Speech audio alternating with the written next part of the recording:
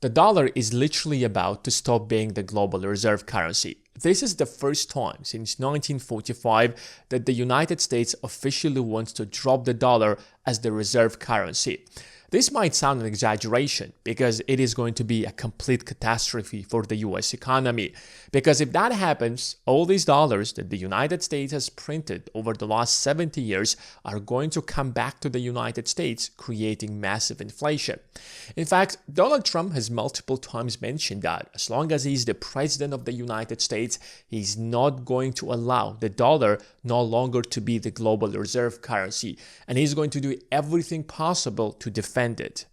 BRICS was set up to degenerate our dollar and take our dollar as the standard, take it off as the standard. And that's okay if they want to play that game, but I can play that game too. So anybody that's in BRICS is getting a 10% charge. On one side, this is what Donald Trump claims. But on the other side, his actions say absolutely another thing. In fact, his actions are saying that the United States should deglobalize from the rest of the world and isolate itself by imposing huge draconian tariffs. Globalization has failed the West and the United States of America. It's a failed policy. It is what the WEF has stood for, which is export, offshore, far shore. They claim that globalization has actually failed the United States. But if you just pause for a moment and think about it, how can you potentially have the global reserve currency when you're not going to lead the globalization? In fact, if you just look at the United States historically, the United States had the global reserve currency since 1945. That is when the United States became the leader of globalization. And primarily, it helped the United States. In fact, it is because of globalization that you have affordable mortgage rates, that you have affordable auto loans, and it's because of globalization that the US economy has grown so fast. 30-year mortgages are the best indicator of how much the United States has profited from globalization and the dollar to be the global reserve currency. Because the United States borrows so much money, because the US economy is growing so fast, because the dollar is the global reserve currency, so many other nations want to invest in the United States. And one way you do that is by loaning your money to the United States, either by buying the US treasuries. That's how you loan your money to the United States government.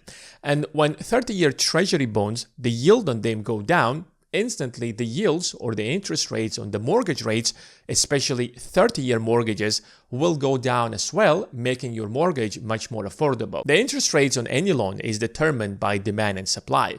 On one side, if you want to borrow money but there is no one to loan you, then suddenly you will have to offer a much higher interest rate to attract investors. On the other side, if there are so many people who want to loan you money but you don't want to borrow that much money, then they will have to compete and you will be able to borrow money at a much lower interest rate. So the fact that the United States dollar is the global reserve currency, it attracts capital from all across the globe, and that's why interest rates in the US has fallen down since 1945 substantially, and that's why mortgages are much more affordable. In fact, $10 trillion of the US national debt right now is being owned by foreign countries. That means that $10 trillion by other nations have been loaned to the United States government.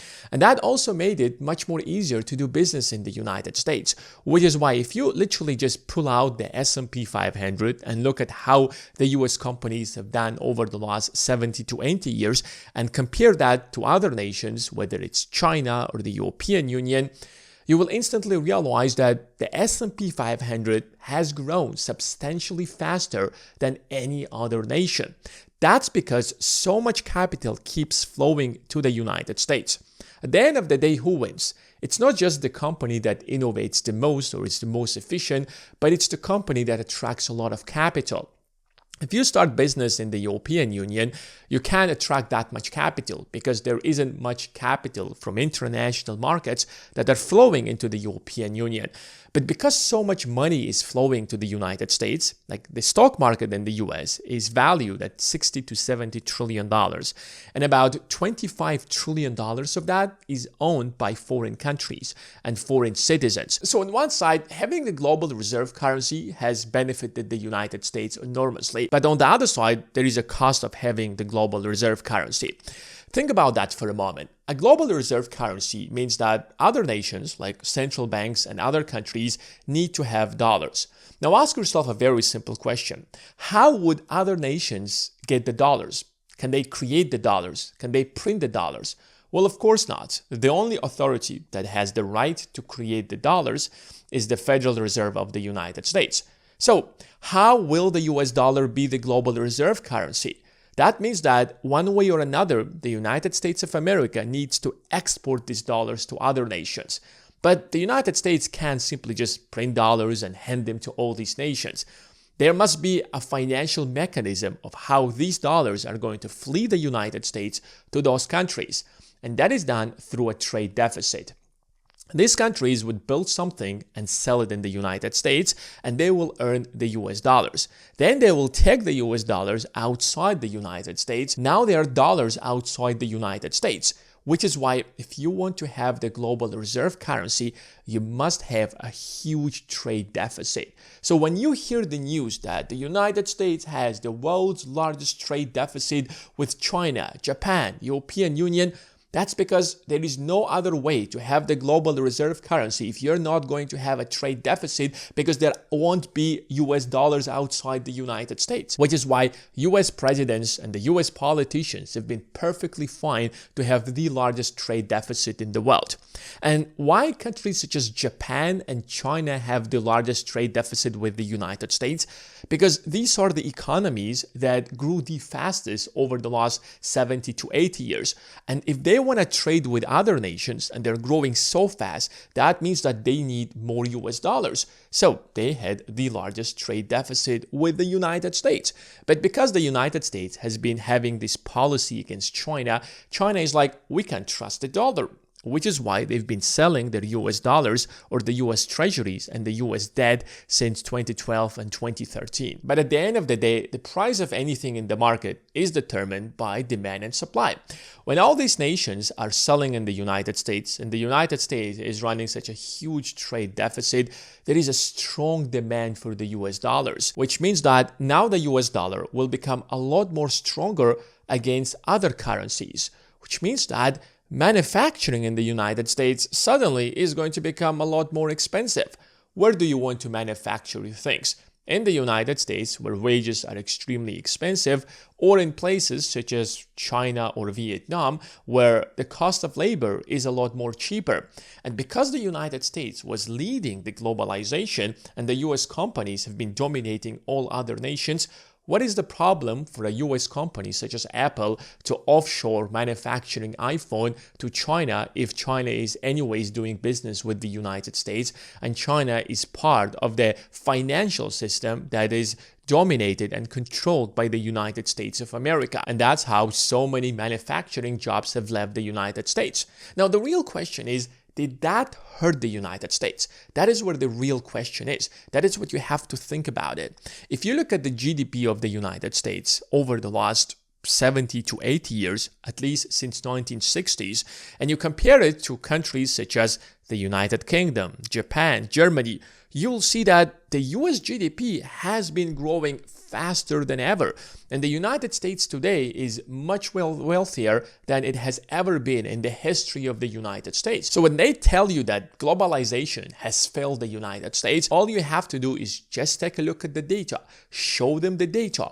Why the US GDP is so huge, why the US GDP is so large, why the US economy keeps dominating the global economy. Even if you look at the GDP per capita, and that means that you take the size of the entire economy and you divide it by the number of the population, the United States is the only major country that is in top 10. The only other nations that have a higher GDP per capita other than the United States are small little nations such as Monaco, Liechtenstein, Luxembourg.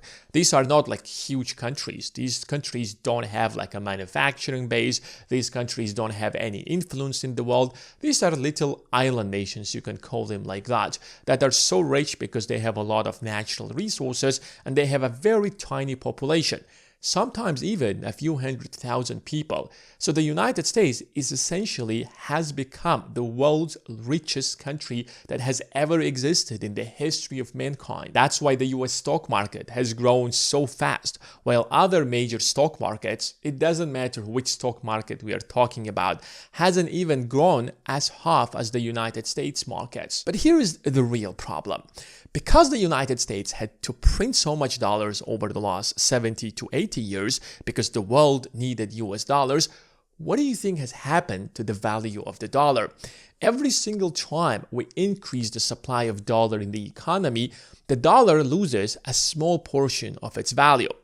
When you do that once, it's not actually a big deal. But when you do that over many decades, the value of the dollar slowly erodes and that compounds over time. So today, with $100, you can't buy much. But when I was a kid, you could buy a lot of things with $100. People are having this resentment that their wages have gone down while the dollar lost a lot of its value, while corporations are making more money than ever. We are literally about to have a trillionaire.